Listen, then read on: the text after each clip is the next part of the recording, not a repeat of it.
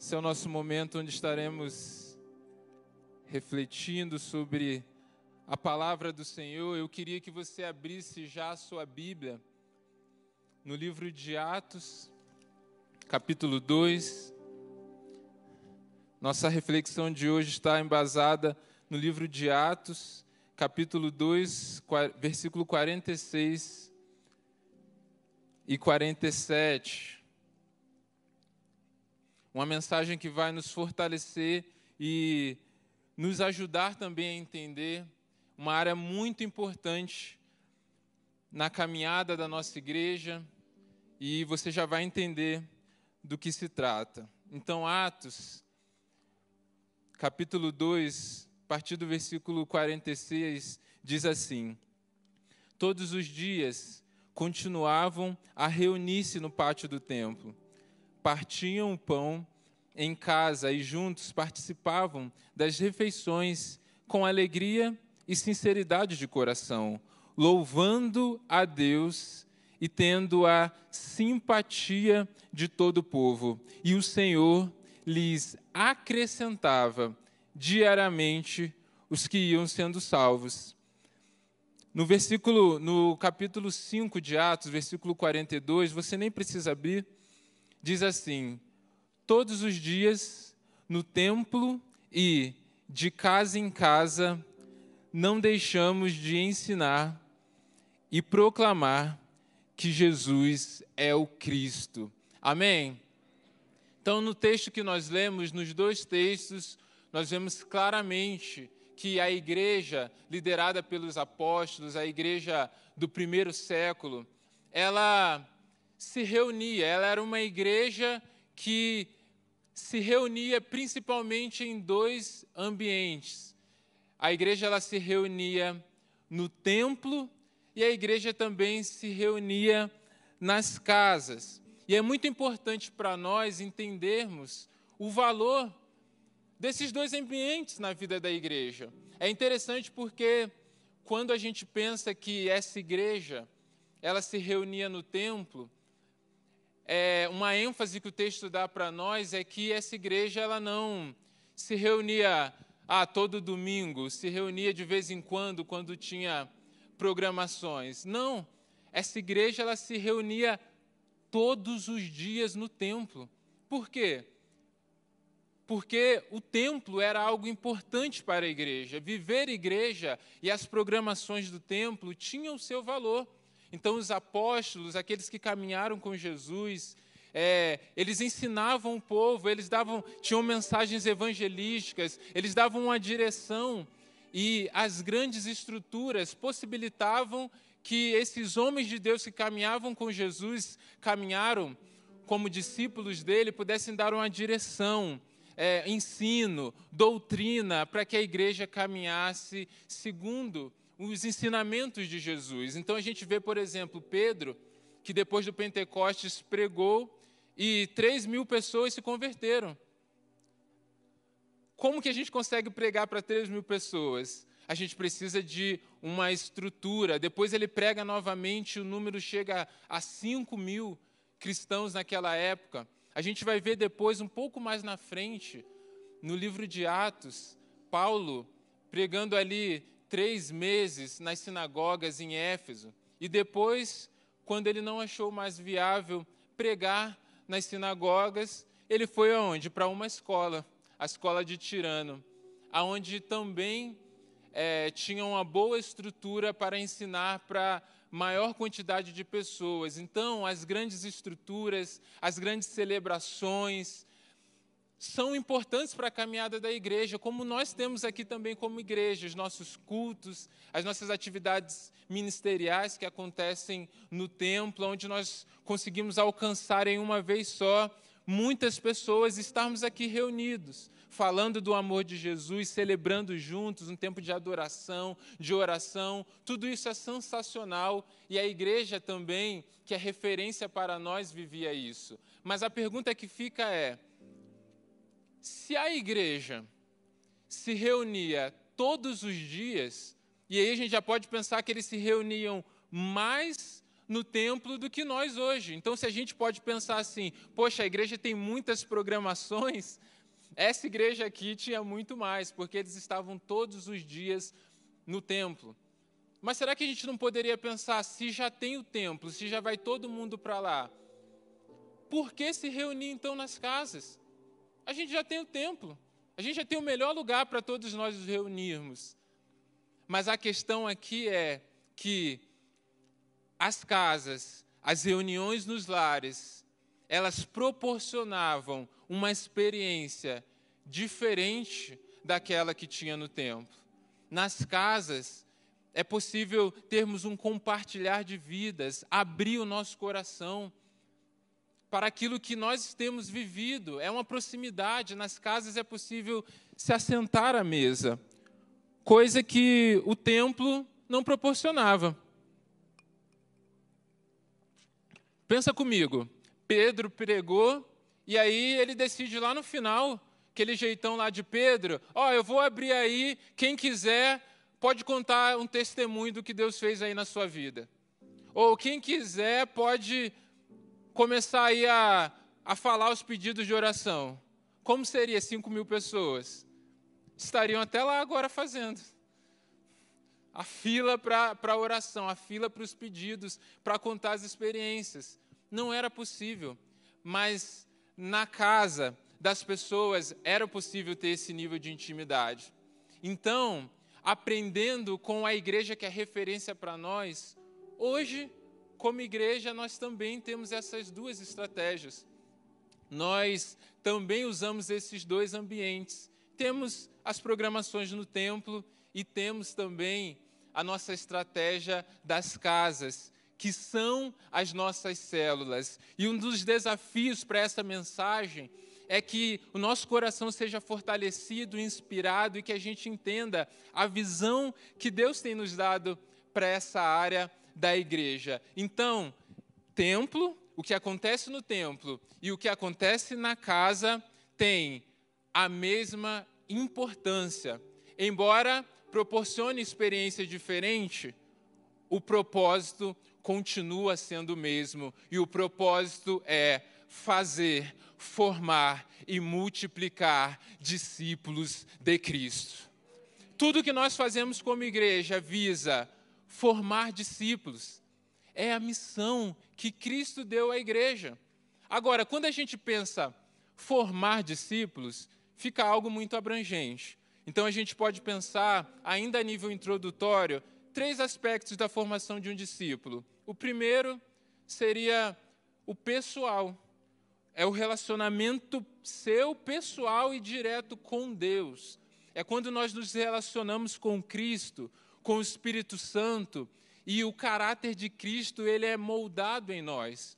O Espírito Santo entra na nossa vida, no nosso estilo de viver, nas nossas decisões, nas nossas emoções, entra na nossa sexualidade, em todas as áreas, fazendo o quê? Que em nós seja gerado o fruto do Espírito Santo, com as características do caráter de Deus. É impossível sermos um discípulo de Cristo sem o aspecto pessoal, porque se não houver um aspecto pessoal, um relacionamento com Deus, o que a gente consegue fazer? A gente consegue transferir uma religião, só isso.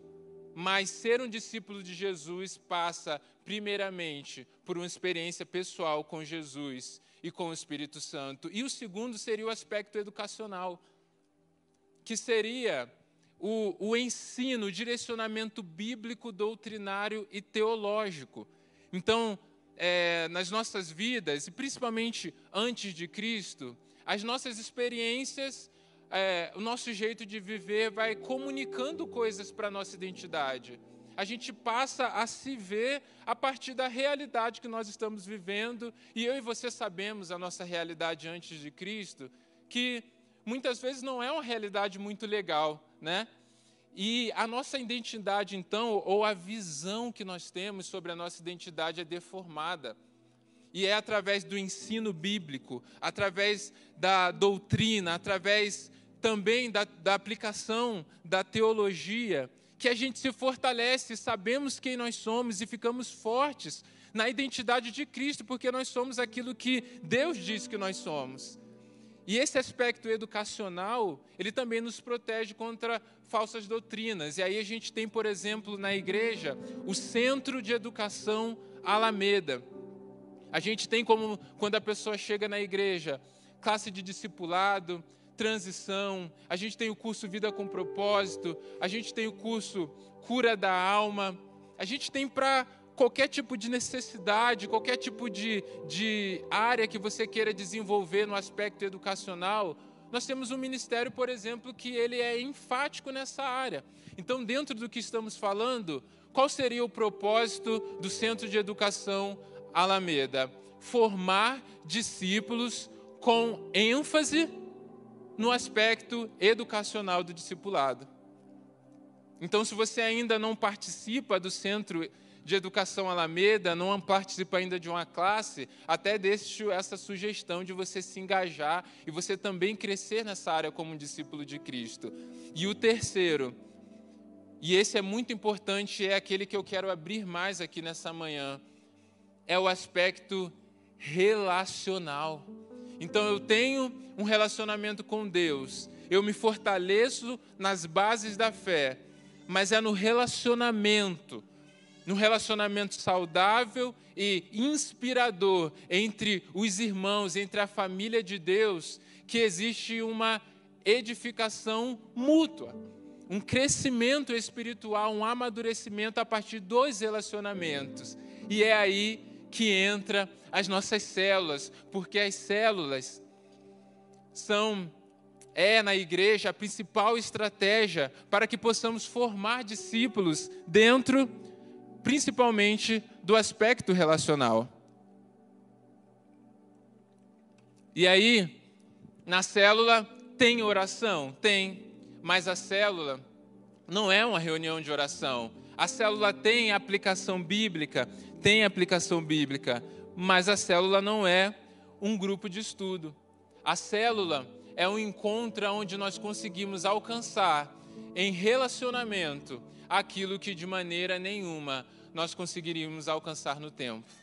E quando nós entramos então nesse aspecto relacional da igreja, da formação de discípulos, e entendemos a célula, a gente pensa, como formamos discípulo na célula? Como é feito esse processo?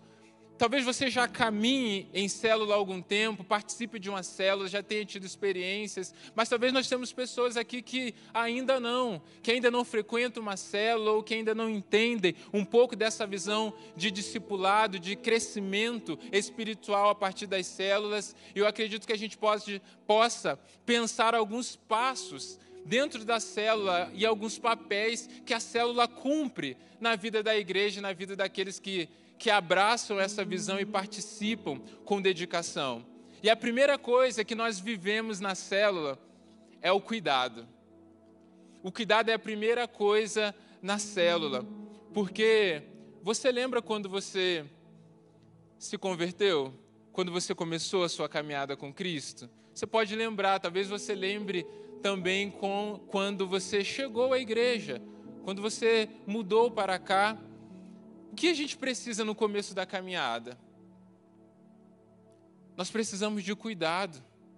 Nós precisamos ser bem acolhidos. Nós chegamos muitas vezes em um lugar com algumas lutas, com algumas dores, com algumas feridas. E tudo que nós precisamos são de pessoas que se importam conosco, pessoas disponíveis, um lugar, um ambiente de empatia, de proteção, de sigilo e de sinceridade.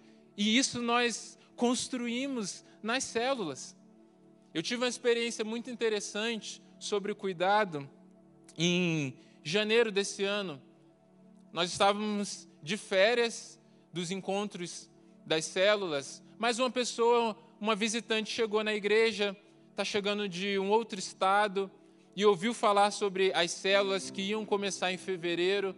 E essa pessoa mandou e-mail na igreja que ela queria participar de uma célula. Ela mora um pouco longe, num bairro um pouco mais distante, queria uma célula perto da casa dela.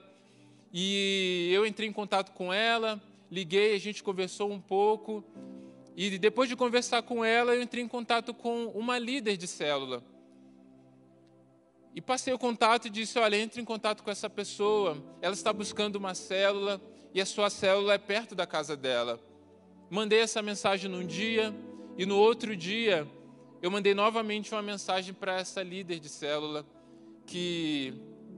perguntando como é que foi, conseguiu conversar, vai dar certo para ela participar da sua célula. E essa líder, ela me mandou uma mensagem naquele momento, dizendo, pastor, nesse exato momento, essa pessoa está aqui na minha casa. Eu entrei em contato com ela e ela precisava abrir o coração e eu convidei ela e ela está aqui. Amém? Glória a Deus. Eu fiquei muito impactado, porque mesmo num período de férias, a igreja cuidando de pessoas através das células. Talvez aquela mulher não pudesse vir à igreja naquele momento e talvez nem fosse o melhor, mas através das células, o cuidado, ele é expandido, nós conseguimos cumprir o cuidado com muito mais excelência. E essa é a nossa visão. Nós temos pastores que cuidam de pessoas na igreja, mas você imagina se só os pastores cuidassem de pessoas. O nosso cuidado seria muito limitado. Agora, uma vez que essa pessoa chegou na célula e ela foi cuidada, abraçada, e aí o que nós fazemos ou o que nós experimentamos? Do crescimento, da evolução, do desenvolvimento também espiritual. Porque a decisão com Cristo é uma decisão que vai exigir comprometimento, mudança, constância, disciplina.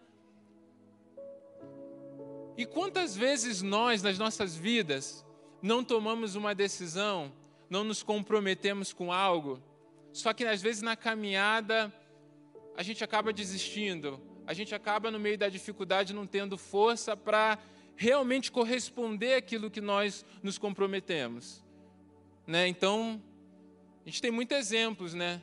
Falando nisso, aquela academia que você ia começar esse ano. Como é que tá? É amanhã, né? Depois do carnaval. Pastor Alves, faz tempo que eu não vejo você postar que tá pago, então não sei como é que tá, né? Segunda-feira, ó, vai começar agora também.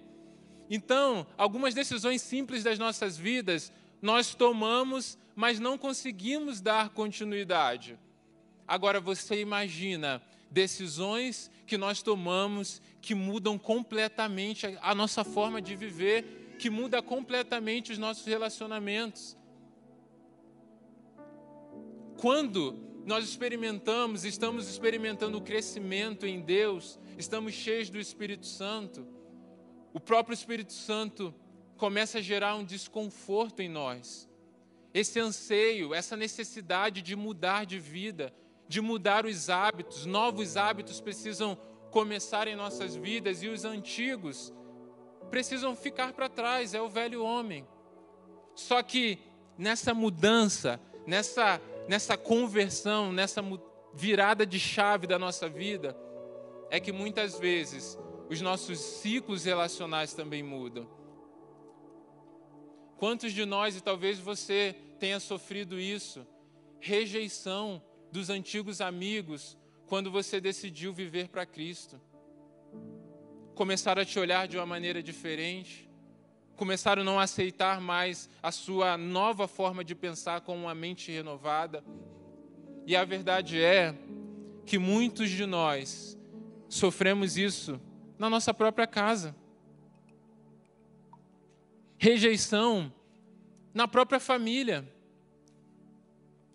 Mas nós muitas vezes também precisamos renunciar os nossos antigos relacionamentos para viver esse novo de Deus. Então, às vezes, essa mudança acontece por uma decisão nossa mesmo, por um direcionamento de Deus, porque ainda não temos forças para influenciar. E é na célula aonde nós caminhamos juntos. É na célula onde eu saio do isolamento. É na célula onde eu tenho pessoas que estão me encorajando a orar mais, a perseverar, a vamos caminhar junto. Está difícil? Aquela luta que você está enfrentando, aquele momento que você está pensando em desistir, e aí você vai lá na célula e uma pessoa compartilha exatamente a luta que você está vivendo e como ela tem vencido ou já venceu. E aí, de desanimado, você sai daquele lugar inspirado a crescer com a sua fé renovada para ir além. Essa é a nossa caminhada, porque a célula, ela nos tira da multidão. Jesus está lá numa casa, uma multidão querendo falar com ele, junto dele, mas aí a Bíblia vai dizer que um paralítico chega, carregado por alguns. Na multidão, a gente pode se esconder, e muitas vezes na multidão a gente para, mas a célula são os seus alguns, que na unidade, ora você é carregado, ora você carrega alguém, para que todos cheguem a Cristo e por Ele sejam transformados. Essa é a nossa visão. Crescer.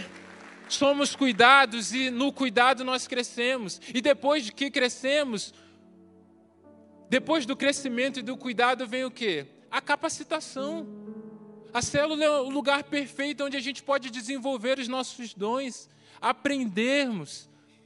Talvez você tenha uma área que você sonha em servir, talvez você tenha o desejo de ser mais útil na igreja. Qual é o melhor lugar para começar? Na célula. Porque não tem jeito. Quando nós pertencemos a um lugar e nos sentimos cuidados e crescemos, chega um momento a gente fica desesperado. Eu quero ajudar, eu quero servir, eu quero me sentir útil. Eu tenho uma pessoa na minha célula, veio até de outro país e está 6 meses na igreja. E essa pessoa fala: olha, eu amo o pastor Maurício. O pastor Maurício é um amor, eu sinto um amor através da vida dele. E essa pessoa está sendo tão cuidada, tanto na célula como ali no discipulado, que essa pessoa me vê: Daniel, eu cheguei de férias, primeira coisa que ele falou é: eu quero servir em alguma área. Como é que eu faço para lavar o banheiro, ajudar a arrumar as cadeiras? Eu preciso fazer alguma coisa. Por quê? Gratidão.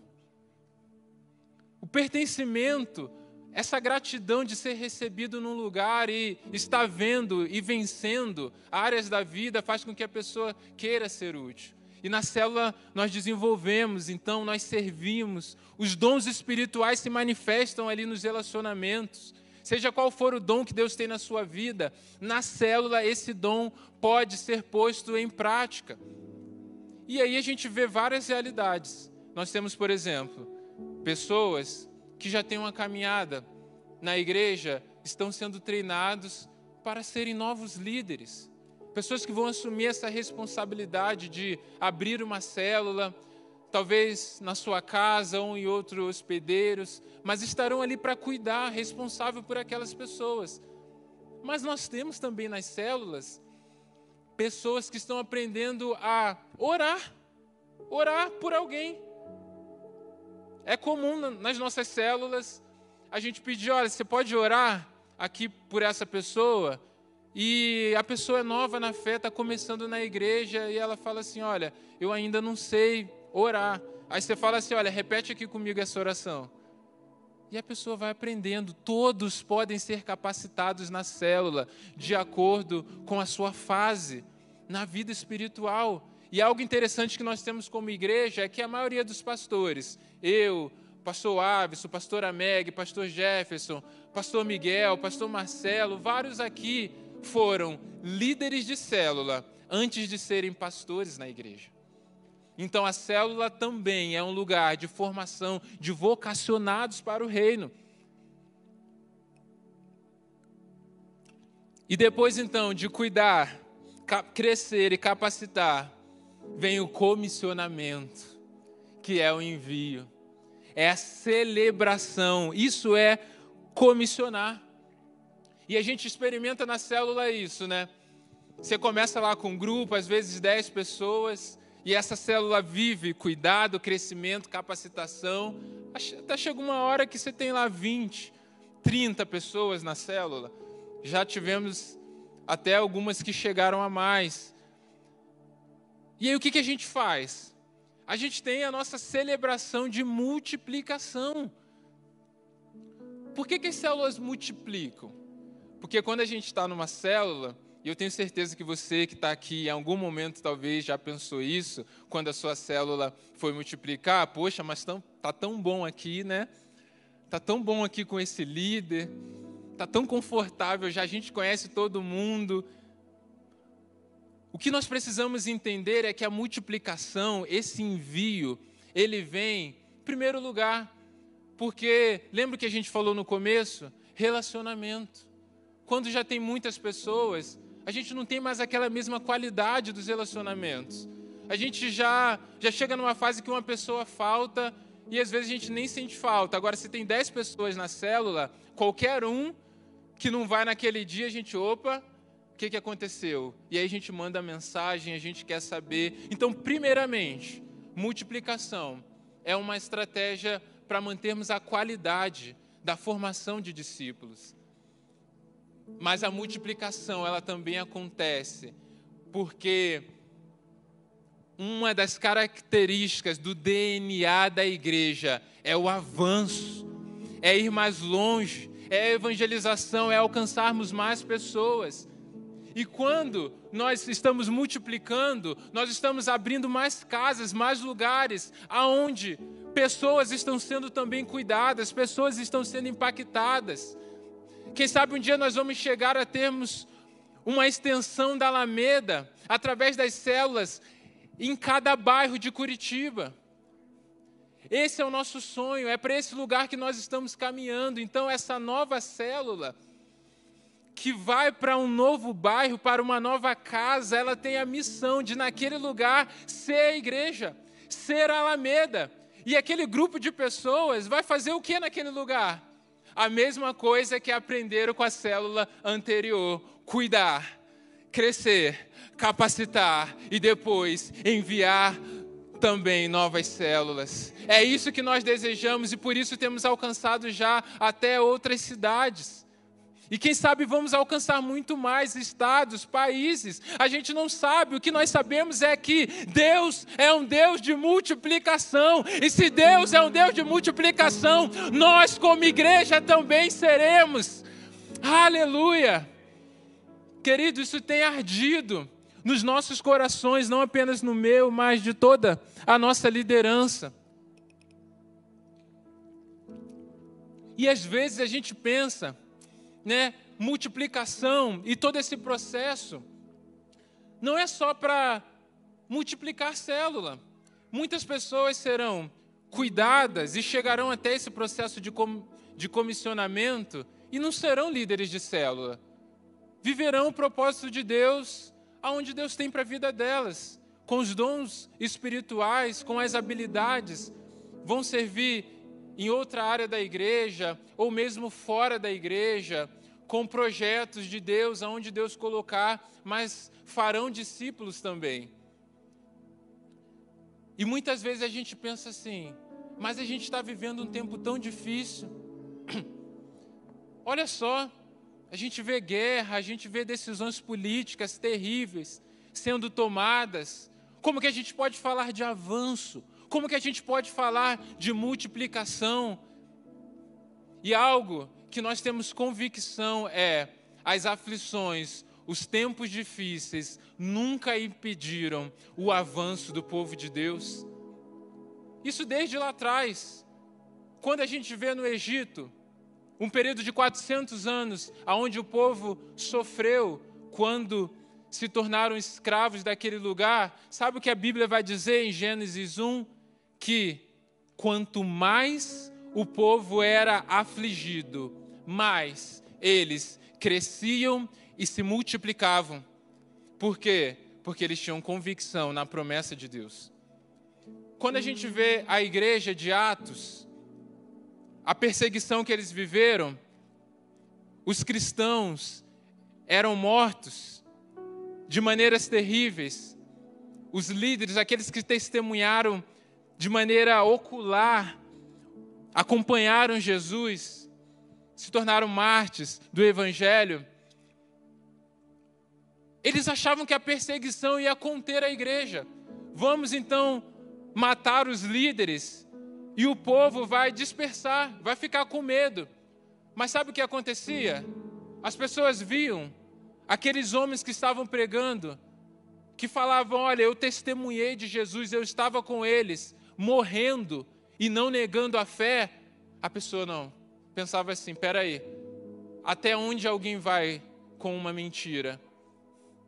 E porque aqueles homens morriam por aquilo que eles estavam pregando, cada vez mais pessoas falavam, eu quero isso, eu quero essa fé, porque esse homem que viveu com Jesus está disposto a morrer por aquilo que ele está testemunhando, então, de fato, isso é verdade. E o Espírito Santo, através desse testemunho, ia acrescentando na vida da igreja.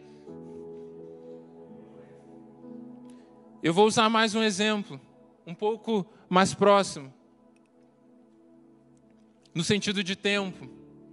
Na China, 1949, começou uma forte perseguição aos cristãos, e na verdade naquele contexto até a todas as religiões. Esse era o objetivo, mas o cristianismo sofreu muito. Os missionários foram todos expulsos da China. Os líderes principais talvez a gente pode pensar líderes de denominações, eram mortos. E os demais líderes também presos. Era tudo proibido na China do que diz respeito ao cristianismo. Uma forte perseguição eles sofreram naquele tempo. Só que esses missionários, essas igrejas que não puderam mais entrar na China, pensavam assim, o que vai ser da China? Naquela época era estimada 2 milhões de cristãos naquele lugar. E eles pensavam, o que vai ser dos cristãos nesse lugar? Templo, foi tudo para o governo, tudo proibido. Só que depois da Revolução Cultural, começou a ser liberado com muita supervisão para missionários voltarem até a China. Isso quase nos anos 80, ali, quase 30 anos depois. E aí a ideia dos missionários que estavam chegando era, vamos ter que recomeçar tudo. A igreja vai estar destruída. A igreja na China, todo esse tempo sofrendo perseguição, mortes. A gente vai encontrar uma igreja praticamente cética, sem fé. Essa era a expectativa. Sabe o que eles encontraram naquele lugar? Antes, 2 milhões de cristãos. Mas quando aqueles missionários voltaram, eles encontraram 60 milhões de cristãos queimando, apaixonados por Jesus. Eles não tinham templo, eles não tinham uma estrutura, uma instituição organizada como igreja. Eles não tinham uma liderança central para organizar tudo aquilo que eles faziam. Eles não tinham material, eles mal tinham Bíblia, não tinham livros como nós temos hoje, conteúdos infinitos. Eles não tinham nada disso. Sabe qual é o roteiro? Qual era o roteiro de célula das reuniões de grupos na China nesse tempo? Era um pedaço da Bíblia, uma página da Bíblia, que eles rasgavam e distribuía entre vários grupos. E aí você usava naquela reunião e depois você trocava com outros grupos para a próxima reunião. Esse é o arder, é o mesmo Espírito Santo que está em nós. É a mesma missão. Todos esses 3 exemplos, eles experimentaram aquilo que Paulo disse. Essa pequena e passageira aflição não se compara com o peso de glória que será produzido em vocês.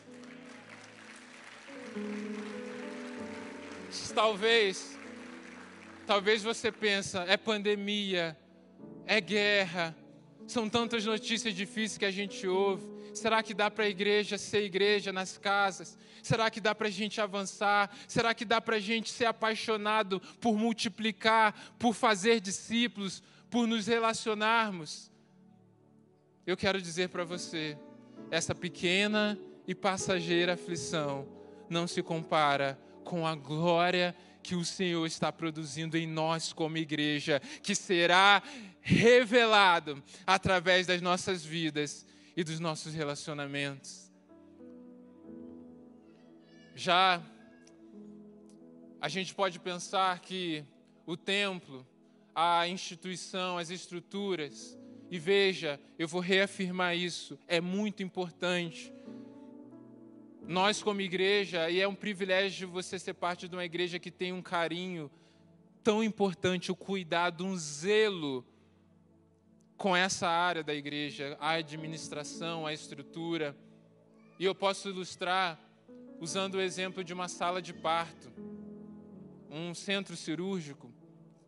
Podemos usar também.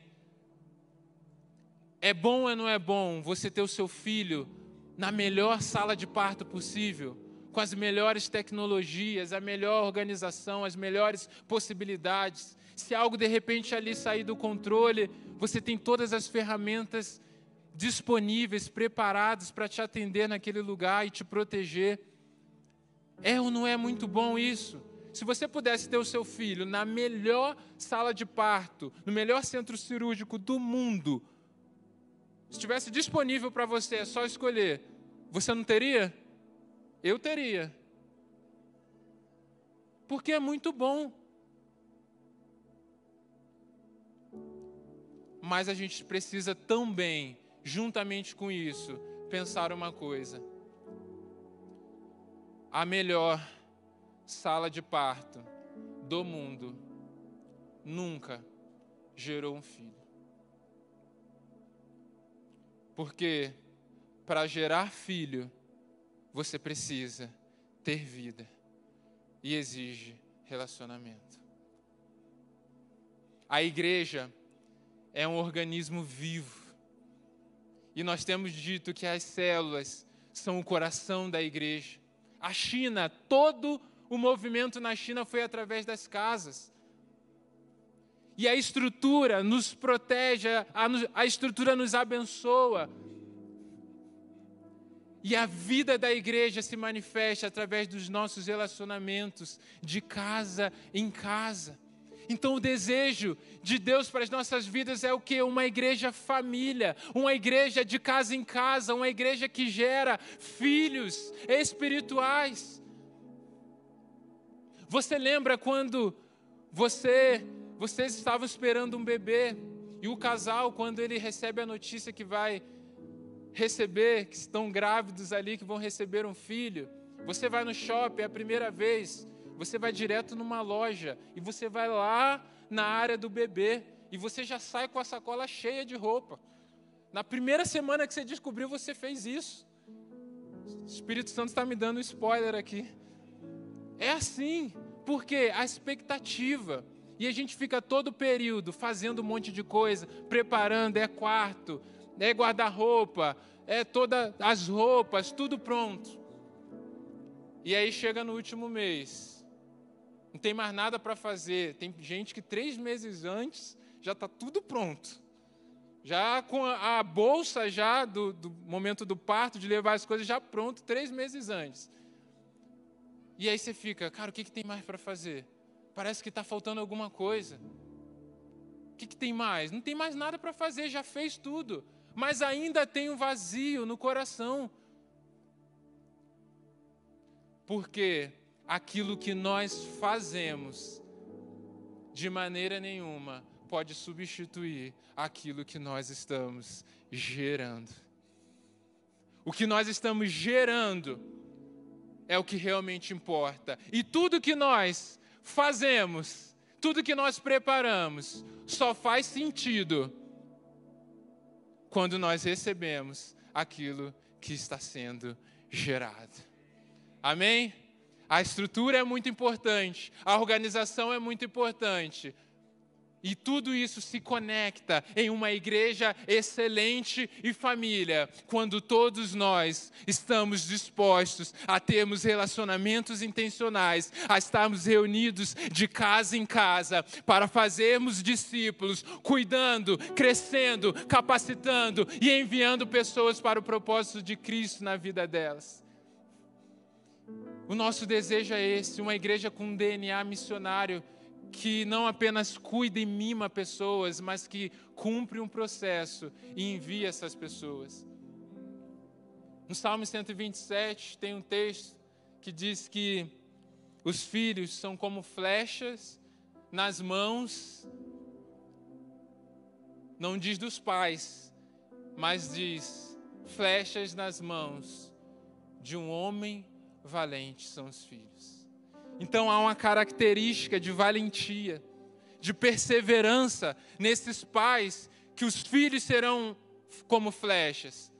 Por quê? Flecha não dá em árvore. Flecha é uma matéria-prima que foi trabalhada, desenvolvida.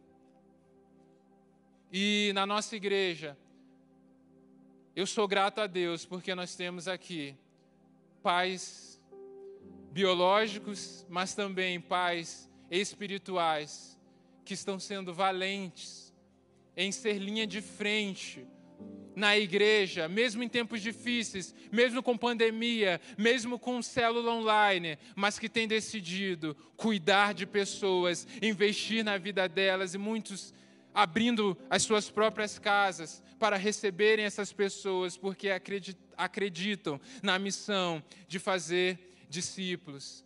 E eu queria, nesse período, pedir que esses valentes na igreja se levantassem. Eu queria que cada líder de célula aqui presente se levantasse, cada hospedeiro se levantasse, cada pastor de área, cada supervisor, fique de pé aqui na igreja.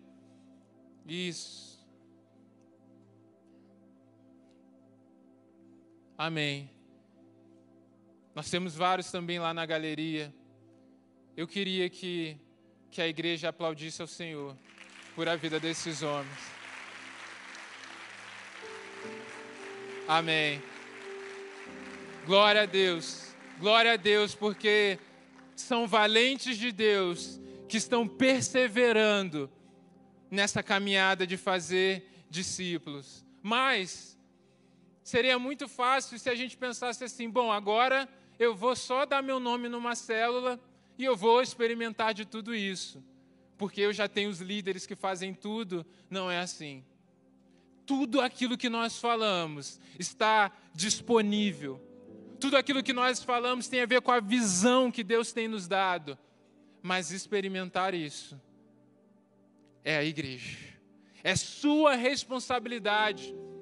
Viver isso, se engajar, se comprometer. Não é apenas dar o nome, ser adicionado em um grupo no WhatsApp e achar que agora as coisas vão acontecer. Não. Mas é você estar junto, você chegar no seu líder e falar, conta comigo, eu também quero cuidar de pessoas, eu também quero me capacitar, eu quero ser enviado, eu quero viver algo além, através de relacionamentos intencionais. E isso é muito mais do que amizade, isso é muito mais do que intimidade. Quantas amizades e intimidades nós temos que não nos fazem crescer, que não nos discipulam. O que nós estamos falando é uma igreja que desenvolve a intimidade, mas uma intimidade que tem um propósito. É isso que nós queremos. E se você quer abraçar essa visão, talvez você até já participe, muitos aqui já estão em célula, mas você esse ano quer se posicionar de uma maneira diferente em relação àquilo que Deus tem nos dado. Eu queria que você ficasse aí de pé nesse lugar. Se você entendeu essa mensagem e falar assim, pastor, vamos como igreja, vamos avançar. E o pastor Sebastião vai estar vindo aqui na frente já.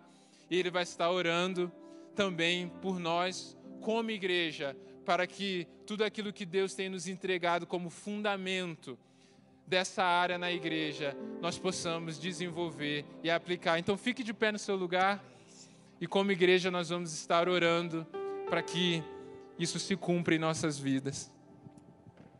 Irmãos, a célula, tudo isso que o pastor Daniel comunicou, só vai surtir efeito se você der um passo. Você já conheceu alguém apaixonado por uma outra pessoa, mas que tem dificuldade de se aproximar para falar? Tem gente que já ficou apaixonado por pessoas há muito tempo e não teve coragem de se aproximar. Eu tive um jovem no meu primeiro pastorado que ele disse: pastor, eu sou apaixonado pelaquela moça, o pai da Assembleia de Deus, ela também. Eu falei assim: você tem 1 semana para se declarar para ela, senão eu vou lá na casa dela. No final daquela semana, tinha um casamento, e eles foram. E estava ameaçando um temporal.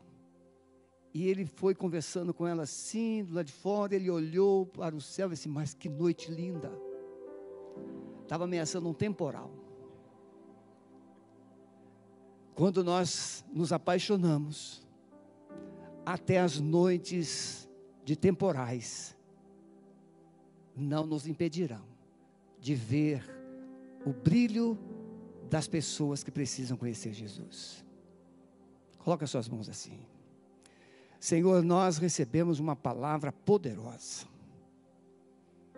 uma palavra esclarecedora, uma palavra desafiadora.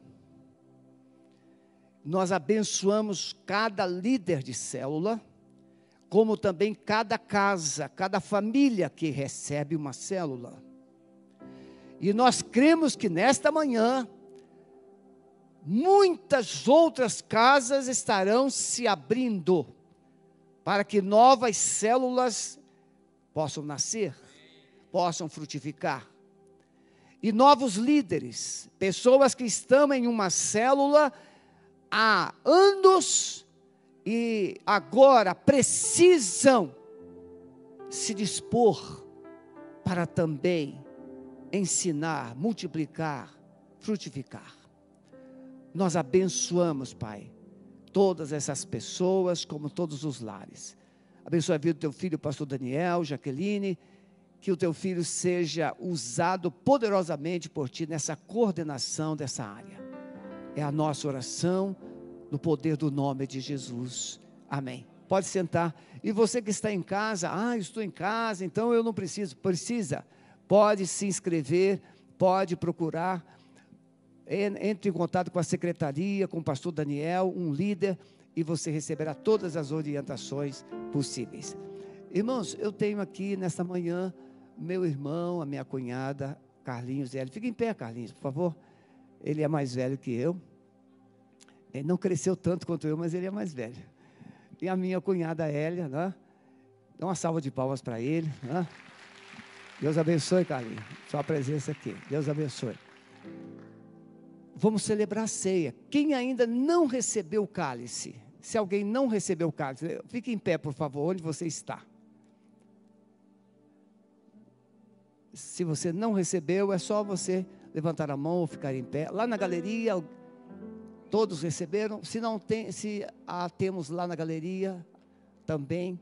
Então, por favor, leve lá. Hoje à noite, irmãos, nós vamos pregar sobre libertação da família. Eu tenho conversado, tenho sido procurado por pessoas com situações difíceis, lares desfundidos, casamentos com impossibilidades, filhos resistentes. E eu vou falar uma palavra bem assim, avulsa, bem do coração. Não será um estudo, nem uma pregação, será um compartilhar. A família está se enfraquecendo. Está anêmica. Gente anêmica só pensa em dormir, descansar, ficar quieta, parada num lugar. Olha para mim. Deus não fez você para parar. Deus disse para Abrão: sai da tua casa, da tua parentela e vem para um lugar que eu vou te mostrar. Deus tem algo para você fazer. Mas esse fazer de Deus, como o pastor Daniel disse, implica primeiro você ser família. Filhos impedidos de serem sacerdotes, porque não tem ou não há sacerdócio em casa. Pais tímidos, mães sargentas.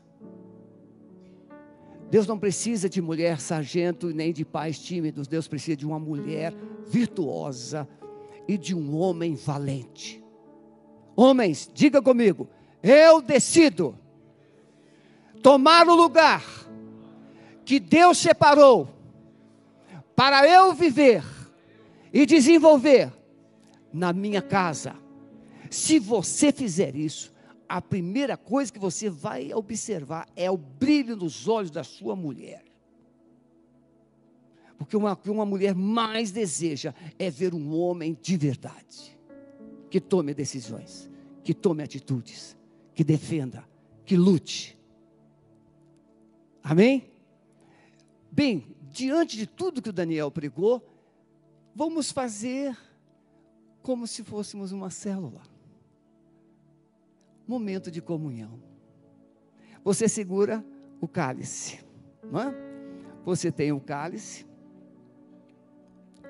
Dentro do cálice você tem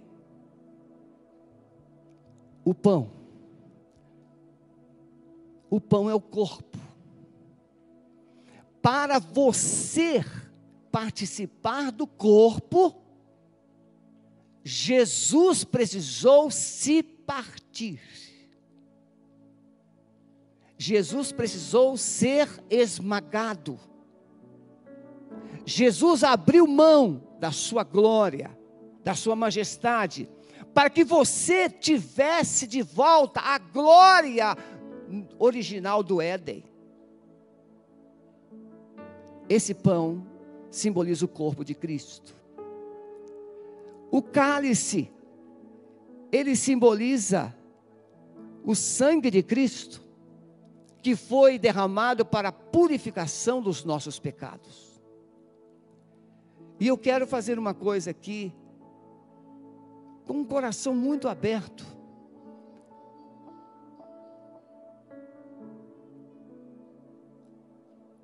O sangue, se confessarmos os nossos pecados, diz João, Ele é fiel e justo para nos perdoar os pecados e nos purificar de toda injustiça, porque o sangue de Jesus, o seu Filho, nos purifica de todo pecado. Qual pecado que o sangue de Jesus não purifica? O que você esconde, o que você nega ou sonega. Não, eu não fiz nada errado. Eu não fiz. Então o sangue de Jesus não pode perdoar pecado escondido. Salomão diz: aquele que confessa os seus pecados, ele prospera, ele acha misericórdia. Mas aquele que os esconde, nunca prosperará. Porque o pecado mata, entristece, separa. Talvez a pessoa que você feriu ou a pessoa que te feriu não esteja aqui, mas alguém te feriu, alguém te humilhou, alguém pecou contra você, ou você pecou contra Deus e contra alguém. Segura o seu cálice, momento de comunhão, de confissão. Comece a confessar os seus pecados. Jesus está ouvindo. Mesmo que você ore só com o coração, comece a dizer: Senhor, eu falei, Senhor, eu agi, Senhor, eu deixei de fazer aquilo que o Senhor mandou. Comece a confessar. Peça perdão ao Senhor, porque Ele é poderoso para te purificar. Ele é poderoso.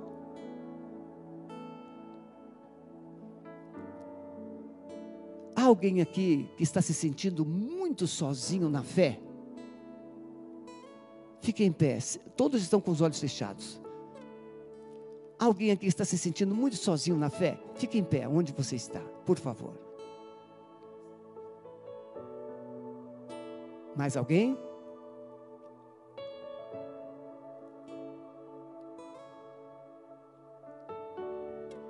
Muito bem. Abra os olhos e vê se tem alguém em pé perto de você. Se já tiver, levante-se, olha para essa pessoa. Isso. Isso. Isso. Lá na galeria. Isso. Ore com essa pessoa. Profetize agora uma unção de alegria, de paz, de comunhão. Profetize um novo tempo, uma nova história nesse coração. A igreja não é lugar de solidão, a igreja é lugar de comunhão. Amém? Então vamos ficar todos em pé.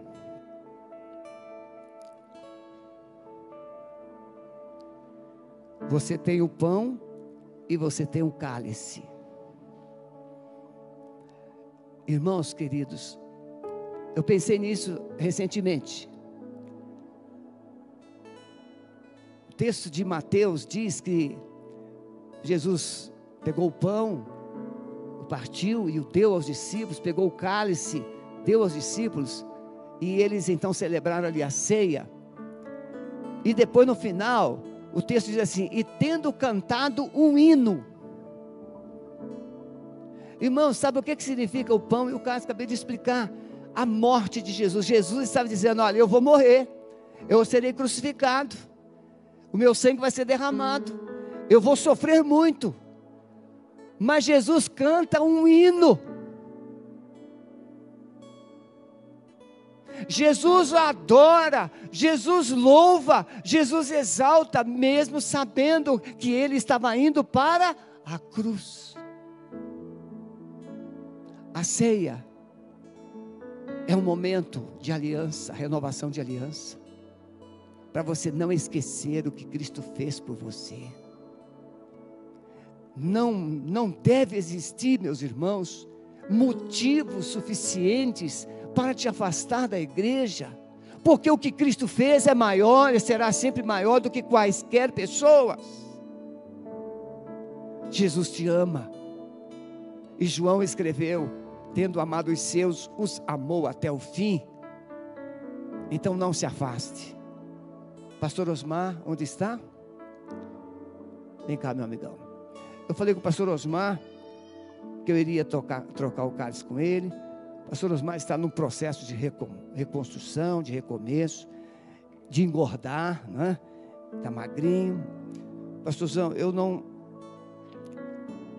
não mexi aqui, foi a minha diaconisa que abriu, mas eu troco esse cálice com você, dizendo a você que você é um filho amado de Deus, muito especial, e eu profetizo um tempo novo, um renovo na sua vida. Decido te amar enquanto você permitir, porque tem gente que não deixa, tem gente que é igual um porco espinho, né? Não deixa, mas eu decido te amar até a volta de Jesus. Depois a gente vai se amar mais ainda, depois da volta de Jesus. Jesus então disse, deu pão, partiu, deu cálice e disse: tomai, comei, fazei isso todas as vezes em memória de mim. Comamos, irmãos, e bebamos em lembrança de Jesus.